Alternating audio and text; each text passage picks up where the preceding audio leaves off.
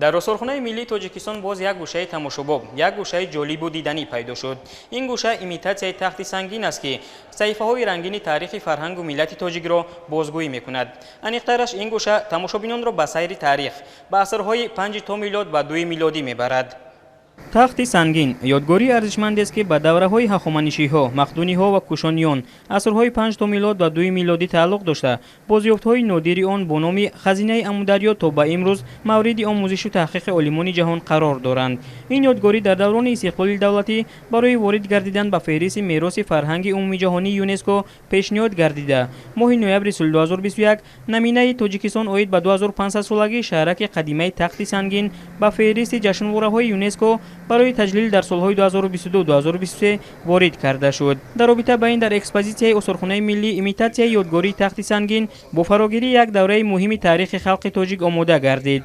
در مراسم افتتاحی ایمیتاسیون یادگاری تخت سنگین در استورخانه ملی نمایندگان دستگاه اجرایی پرزیدنت جمهوری تاجیکستان، وزارت فرهنگ جمهوری تاجیکستان، اکادمی ملی علم‌های تاجیکستان، کمیسیون ملی جمهوری تاجیکستان اوید به کارهای یونسکو رهبریت و آموزگاران و دانشجویان دانشگاه دولتی آموزگاری تاجیکستان به نام صدرالدین عینی اشتراک نمودند.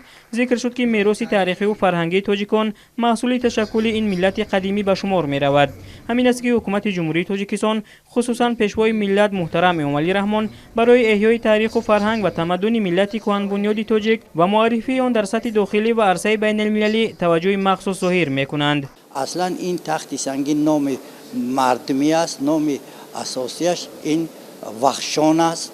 وخشان یعنی معبدی با بزرگداشت سرودی دایتیا در ایرانویج، یعنی به همین مناسبت این شهر آباد شده است و شهر بسیار یک شهر عظیم است، قریب 100 هکتار زمین را در بر میگیرد و تاریخی قریب 6-7 هزار ساله دارد. لحظه هایی که مثال در همین ایمیتاسیون آمده است، لحظه های مبارزه مردم تاجیک با مقابل تجاوزگران یونانی، از آن جمله قهرمان های ملی تاجیک اسپیتامین، کتان، اوسیان و غیره بار اول کشیده شدن از جانب رسامان و به نمایی گذاشته شدن. این چیزی نوسته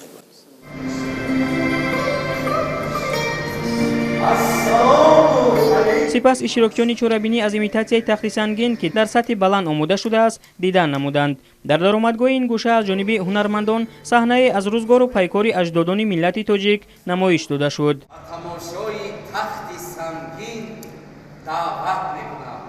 مرحبا.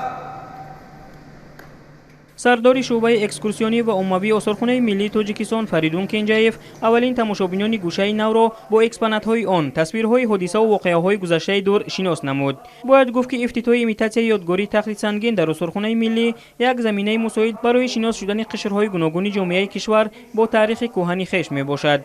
همچنین آن امکان می‌دهد تا مهمانان و سیاحان خارجی از سهم تاجیکان در تمدن جهانی بیشتر واقف شوند. همین گونه در ادامه چورابینی تحت عنوان شهرک تخت سنگین میراث باستانی خلق تاجیک همایش علمی عملی جمهوریوی برگزار شد که در کار آن از جانب گزارش دهندگان موضوعهای تخت سنگین، مرکز دینی اوریون ویج، حفظ و معرفی تخت سنگین در دوران استقلال، تخت سنگین از نگاه محققانی تا انقلاب روس، برگزاری حفریات‌ها در یادگاری الینیستی تخت سنگین در دوران استقلال دولتی جمهوری تاجیکستان و غیرها پیشنهاد گردید.